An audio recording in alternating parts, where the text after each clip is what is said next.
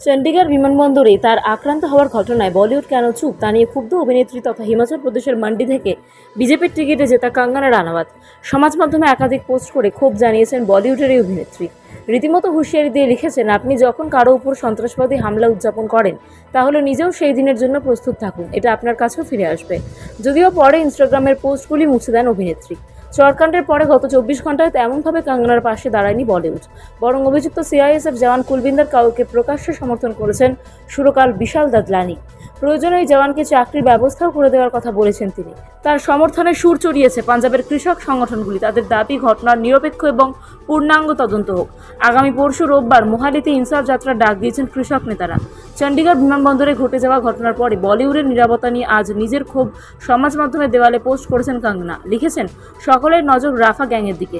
এটা আপনার বা আপনার সন্তানদের সঙ্গেও ঘটতে পারে। আপনি যখন কারো ওপর সন্ত্রাসবাদী হামলা উদযাপন করেন তাহলে নিজেও সেই দিনের জন্য প্রস্তুত থাকুন, এটা আপনার কাছেও ফিরে আসবে। প্রসঙ্গত, রাফায় ইসরায়েলি হামলার প্রতিবাদে সম্প্রতি আলিয়া ভাট, প্রিয়াঙ্কা চোপড়া, করিনা কাপুর সহ বলিউডের বহু অভিনেতা অভিনেত্রী সরব হয়েছিলেন। রাফার বাসিন্দাদের প্রতি সহমর্মিতা জানিয়ে সমাজ মাধ্যমে অল আইস অন রাফা শব্দবন্ধে তারাও সামিল হয়েছিলেন। ওই প্রসঙ্গ তুলে আজ খোঁচা দিয়েছেন ক্ষুব্ধ কঙ্গনা। একই সঙ্গে একটি প্রশ্ন তিনি লিখেছেন, প্রিয় ফিল্ম ইন্ডাস্ট্রি, আপনারা সকলে হয় উদযাপন করছেন বা আমার ওপর বিমানবন্দরে হামলার ঘটনায় সম্পূর্ণ নীরব। মনে রাখবেন, যদি আগামীকাল আপনি আপনার দেশের বা বিশ্বের অন্য কোথাও নিরস্ত্রভাবে হাঁটছেন এবং কিছু ইসরায়েলি প্যালেস্টাইনি আপনার বা আপনার সন্তানদের ওপর চড়াও হলো, তারপরও দেখবেন আমি আপনাদের বাক স্বাধীনতার জন্য লড়ছি।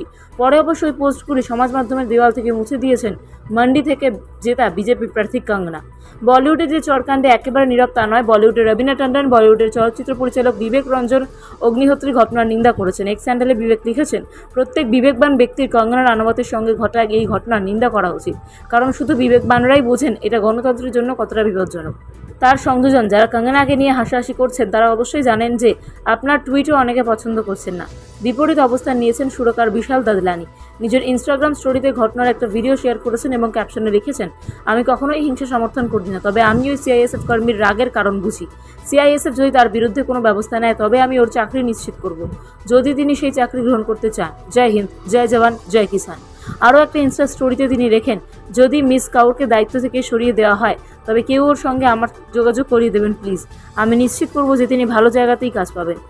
কিষান মজদুর সংঘর্ষ কমিটির সংগঠক সম্পাদক শের সিংহের বোন কলবিন্দর, 2 সন্তানের মা ও সিআইএসএফ জওয়ানের পরিবার রোববারই কৃষক রাজনীতির সঙ্গে বরাবর তারা যুক্ত। তার সমর্থনে পথে নেমেছে কৃষক সংগঠনগুলিও। সম্মিলিত কিষান মোর্চা, কিষান মজদুর মোর্চার তরফে আজ জানানো হয়েছে তারা কুলবিন্দরের পাশে দাঁড়িয়েছে। সম্মিলিত কিষান মোর্চার এক নেতা জগজিৎ সিং ডালিওয়াল বলেন, আমরা সঠিক তদন্তের দাবি জানাচ্ছি। মহিলা কনস্টেবলের সঙ্গে কোনো অবিচার করা উচিত নয়। মোহালির এসপি অফিসের সামনে রোববার ইনসাফ যাত্রা বার করবেন কৃষকরা। এই ঘটনায় মুখ খুলতে শুরু করেছেন রাজনৈতিক নেতারা। শিবসেনা নেতা সঞ্জয় রাউত বলেছেন, কেউ ভোট দেয়, কেউ থাপ্পড় দেয়, আসলে কি হয়েছে আমি জানি না। কনস্টেবল যদি বলে থাকেন যে ওর মা আন্দোলনে বসেছিলেন তাহলে তা সত্যি।